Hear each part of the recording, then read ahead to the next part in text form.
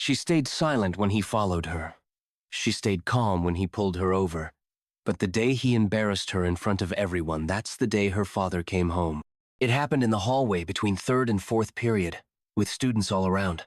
Jordan Banks was walking quickly, clutching her binder to her chest, head down like always. She wasn't shy, just focused. At 17, she already had college acceptance letters waiting in her inbox. She was on track to be valedictorian. No drama, no distractions, just her books, and her future. But that Wednesday, everything changed. Officer Bradley Keene, the school security officer assigned to Melrose High in southern Arkansas, was standing by the cafeteria doors. He had his thumb tucked under his duty belt, like he owned the place. A few students were around him laughing at something he said. Jordan didn't look at him. She never did. As she passed, he stepped forward too. "Close," he said loud enough for others to. "I hear you watching where you're going." Young Lady Jordan stopped, confused. I'm sorry," she asked, startled. Keene smirked. Then almost casually, he tilted a bottle of water forward. His hand bumped hers. The bottle slipped, or maybe it didn't. Either way, the cold water splashed straight onto the front of her shirt. She gasped. Papers dropped the hallway. Erupted. Keene's tone didn't change. "Oops. Guess someone's clumsy today." The words cut sharper than the water. Jordan stood. There soaked the laughter around her, crawling under her skin like fire ants. Her shirt stuck to her body. Her hair was black. Dripping, her face was burning. She didn't say anything. She didn't even look at him. She just picked up her papers, turned, and walked away. But that look in her eyes, that wasn't just humiliation. It was confusion and fear. Jordan didn't cry in the bathroom. She didn't cry when she changed shirts in the nurse's office, or when she skipped lunch to sit in an empty classroom. She held it in just like always, but something had shifted, because this wasn't the first time Offering had gone out of his way to bother her. The first time was subtle. A stop sign near the edge of town. She was driving home from work at the public library one evening, headlights off in the parking lot where he waited like he knew her. "Schedule," he said. She pulled the stop. Didn't he ask questions that had nothing to do with driving? Wanted to know where she was going. What was in her bag? Why? She looked nervous. She told her mom, but brushed it off. The second time, he showed up at her job. Didn't order anything, just stood by the bare front door, arms crossed, watching her. Shelf books, smiling. There was no reason. Jordan never got into trouble, never gave attitude. She was quiet, always respectful. So she started asking herself the question no teenager should ever have to ask: why me? The answer came in whispers and glances. Tyler Keene, same school, same year, son of the cop. They shared AP, history, and nothing else except a debate they'd had in class 2 months earlier.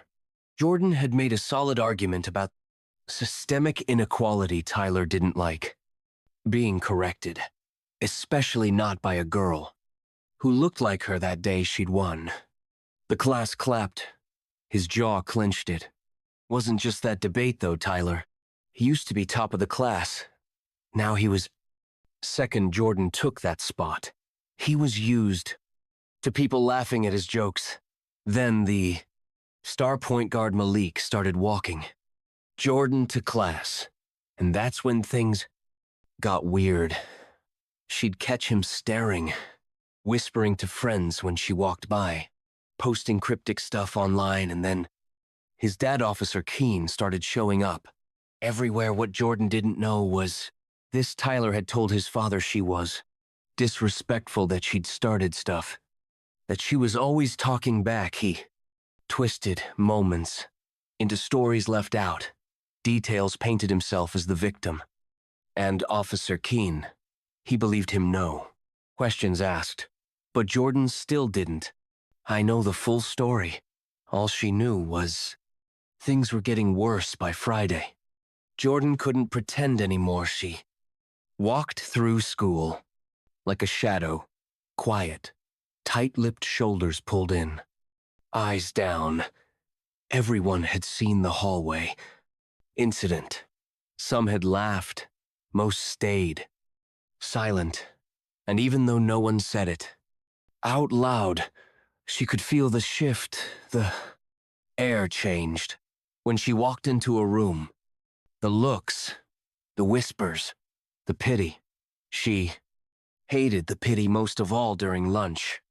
She sat in the back corner of the library, pretending to study her hands. Wouldn't stop shaking every time someone walked by the glass windows. Her heart jumped when the librarian asked if she was okay. She nodded. Of course she nodded. But something cracked that afternoon. Mr. Reynolds, her U.S. government teacher, caught her after class. He was young, early 30s, and one of the few teachers who actually listened. He'd been there the day of the debate, saw what Tyler had said, saw the shift. Afterwards saw her change. Jordan, he said gently, standing in the doorway. Wait a sec. She paused, clutching her binder like it could shield her from everything. You sure? Everything's all right. She hesitated. I'm fine. Are you? Because I've been teaching long enough to know when a student's not fine. That was all it took. She didn't burst into tears. She didn't collapse, but her voice cracked and her shoulders started to shake, and Mr. Reynolds stepped back and gave her space. Not pressure, just space. I didn't do anything, she finally whispered. I believe you, he said. That was the first time someone had said that out loud. He didn't try to fix it. He didn't rush her. He just asked if I wanted to talk to someone, maybe the principal, maybe a counselor, maybe someone at the district level. Jordan shook her head. She didn't trust the system anymore. But that night, when she got home and saw her dad's boots by the front door, mud still fresh on the soles, she froze. He was back. Colonel Elijah Banks, retired, technically still carried himself like he was on duty, still spoke, like every word had weight. He hadn't told anyone he was coming home early. Never did. He just showed up when it mattered, and he could see it in her face. The moment she walked through the door, what happened, he asked Cal, was ever. Jordan stood in the kitchen, fingers trembling over the zipper of her backpack. Her mother Rel looked up from the stove, but didn't speak. Jordan looked at them both. Then she told them everything. The stop, the library, the hallway, the water. Tyler. She expected anger, maybe a slammed fist, a curse word, a demand to drive down to the school that night. But Elijah didn't do any of that. He just nodded, once quiet, measured, then walked into his office, closed the front door, and didn't come out for the rest of the night. But what Jordan didn't know yet was that her father wasn't just listening, he was planning. Colonel Elijah Banks didn't sleep that night. He sat in his office with the door closed, surrounded by old files, a laptop he never let anyone touch, and a folder marked FIA that he hadn't opened in years. While the rest of the house was quiet, Elijah moved with the same precision he carried through 3 decades of classified missions across continents. He didn't pace. He didn't rant. He gathered intel by sunrise. He had Officer Bradley Keene's entire public, record-pulled traffic stop patterns, complaints, use of force reports, every document he could access legally, and a few he got from people who owed him favors. And what he saw a pattern most, people didn't look close enough to connect the dots. Elijah did. He always did. And the dots spelled one thing clear. Bradley Key had a problem with young black kids who talked back, did well, or didn't know their place. And his son, Tyler, just like his father, same seed. Different uniform that morning. Elijah sat across from Jordan at the breakfast table. She barely touched her toast. He didn't push her. He just asked a simple question. You trust me? Jordan nodded. Good, he said, pushing a manila envelope toward her. Because this ends today. Later that afternoon, Elijah showed up at Melrose. High, not with noise, not with threats, just presence. He didn't wear a uniform. Didn't need to. His frame alone turned heads.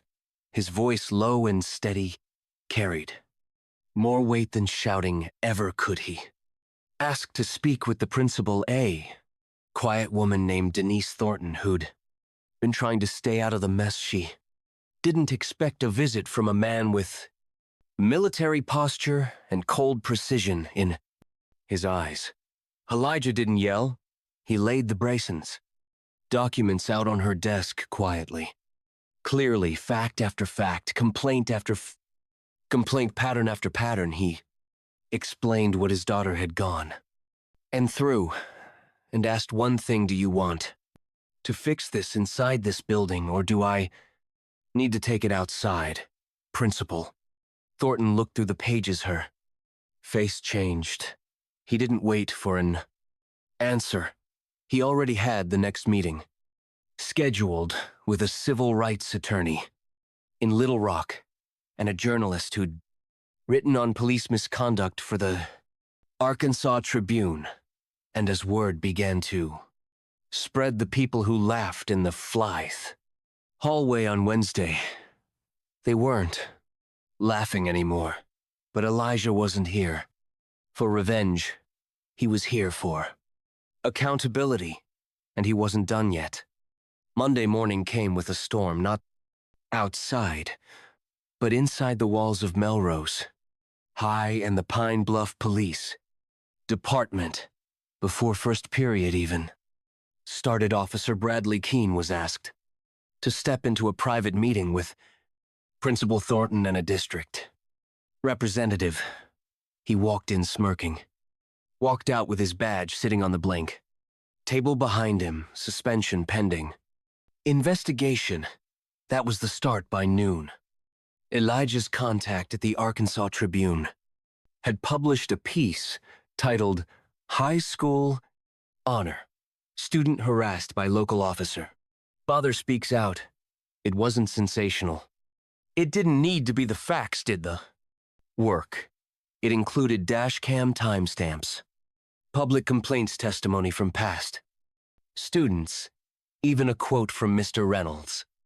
She's one of the most respectful, focused students I've ever taught. This wasn't about behavior. This was personal. By the time Jordan got to sixth period, her phone wouldn't stop buzzing. The local news picked it up next. Channel 7 ran the story that evening. They blurred her face, but everyone at school knew who it was. The girl who kept her head down. The girl who never made trouble. The girl who'd I've been humiliated on purpose now. Everything was turning. Tyler Keene tried to lay low his little online comments. Deleted his friends, quiet. Even the basketball player who once laughed at his joke wouldn't make eye contact. No. One wanted to be next. Jordan, she didn't gloat. She didn't strut. She just walked into school like she always had. Except this time her shoulders were back, and when she passed the hallway where it all Happened the water, the laughter, the humiliation. Something shifted inside her. Not anger, not revenge, peace outside of school. Things got louder. 3 other students came forward with similar stories. 2 black boys and 1 girl who said Officer Keene had stopped them without cause, accused them of things they didn't do, and made them feel afraid. Now the story wasn't just about Jordan. It was about a pattern. Elijah didn't say much publicly. He gave one quiet interview, just one. The reporter asked why he didn't push harder, go after the officer with lawsuits and lawsuits, and more heat. Elijah's response was simple. Sometimes the truth is the loudest thing in the room. I don't need to destroy a man. I just need the truth to do its job. That truth did more than damage reputations. It sparked meetings. At the school board, it forced the police department to look at their training. It gave a handful of scared kids the courage to speak up, not just at Melrose, but in nearby towns too. And Jordan, she got invited to speak at a student leadership summit in Fville, talked about dignity, fear, and what it feels like when the people in charge forget you're still a kid. She ended her speech with a line that didn't come from a speechwriter or a teacher. It came from her dad. Silence isn't always weakness. Sometimes it's the moment before the truth walks into the room. But even after all, that one final moment was still coming. And it wouldn't involve reporters, principals, or news cameras. It would just be a conversation. Face to face. It was a week later. No cameras, no microphones, no audience. Just a small room inside the district office. Neutral walls, foldable chairs, a clock ticking too loud. Jordan sat across from Bradley Keene, who now looked nothing like the man who poured water on a teenage girl in front of a crowd. No badge, no uniform. Just a man sitting stiff in a chair, avoiding her eyes. He didn't want to be there. That much was obvious, but the district insisted some kind of mediated meeting, restorative dialogue. They called it Jordan. Hadn't wanted it. Either not at first, but her dad had asked her one simple question. Do you want him to hear you, or just hear about you? So she showed up the mediator, opened the meeting, explained how it would go, then stepped back and let silence do what it does. It was Jordan who spoke first. You humiliated me, she said, looking him straight in the eye. You targeted me because your son couldn't handle a girl being smarter than him. Bradley shifted in his seat, cleared his throat, still didn't meet her gaze. You followed me. You made me feel unsafe. You treated me like a wen. All I ever did was study, go to work, and mind my business. The words were calm, steady, not loud, not cruel. It's the truth. Bradley opened his mouth, closed it, then finally said, that wasn't my intention. She blinked. You spilled water on me in front of everyone. What exactly was your intention? He went quiet again. Jordan didn't need an apology. Not really. What she needed was to look the man in the salve eye and know he knew what he did. She stood up, thanked the mediator, and walked out. Her message had already landed outside. Elijah was waiting by the car. No suit, no folder, just him in a Quiet strength that didn't ask for. The tension she got in and exhaled like she'd been holding her breath for weeks. He looked over and asked how it feel. She didn't smile, but she nodded like I won. Without having to fight, he nodded. I back. That's what real power looks like. Jordan didn't go back to being invisible. She didn't want to. She started mentoring. Younger girls joined a student justice. Group wrote a piece for a teen column in the state paper, not to stay in the spotlight, but to make sure her voice didn't go quiet again, because once you've been silenced, speaking becomes a responsibility. Not everyone has a father. Like Elijah Banks, not everyone has a paper trail, a good teacher or a reporter willing to listen. Jordan knew that. That's why she spoke for the ones who couldn't. That's what made her powerful. And Officer Keene, he didn't return to Melrose. His badge was suspended. Indefinitely he tried to challenge it. But the system he thought was untouchable. It started doing what it was supposed to, bit by bit, quietly. Just like Elijah said, it's not about being loud. It's about being right. So what's the lesson here? Power without integrity is just noise, and silence when it's full of truth can shake the ground. If someone's ever made you feel small for doing the right thing, remember this. You don't have to match their energy. You just have to stay standing. If you felt something from this story, share it, talk about it, ask yourself who you'd be in Jordan's shoes or Elijah's, because real change doesn't always start with shouting. Sometimes it starts with one quiet voice that refuses to disappear.